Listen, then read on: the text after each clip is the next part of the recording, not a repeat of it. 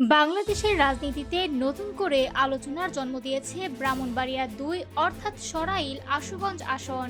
বিএনপির ঘাঁটি হিসেবে পরিচিত এই আসনে দলীয় মনোনয়ন না পেয়ে বড় সিদ্ধান্তের কথা জানালেন বিএনপির সহ আন্তর্জাতিক বিষয়ক সম্পাদক ও সাবেক সংসদ সদস্য ব্যারিস্টার রুমিন ফারহানা।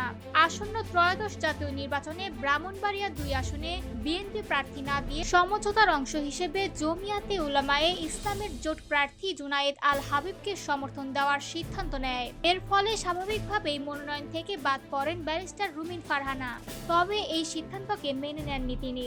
মঙ্গলবার বিকেলে একাধিক গণমাধ্যমকে দেওয়া বক্তব্যে রুমিন ফারহানা স্পষ্ট করে জানান, তিনি দল থেকে পদত্যাগ করে স্বতন্ত্র প্রার্থী হিসেবে নির্বাচনে অংশ নেবেন।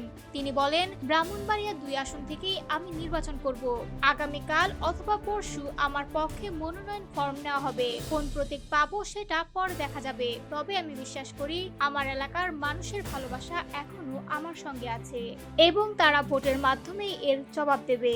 দলীয় সিদ্ধান্ত অমান্য করে কেউ স্বতন্ত্র প্রার্থী হলে বহিষ্কারের বিষয়ে জানতে চাইলে রুমিন ফারহানা বলেন, দল যদি ব্যবস্থা নিতে চায় সেটি তাদের এখতিয়ার। তবে মনোনয়ন ফর্ম কেনার আগেই তিনি সম্মানের সঙ্গে দল থেকে পদত্যাগ করবেন। এর আগেও স্থানীয় কর্মসূচিতে নিজের অবস্থান পরিষ্কার করেছিলেন তিনি। সেখানে বলেছিলেন, আমি যা বলি আমি তাই করি।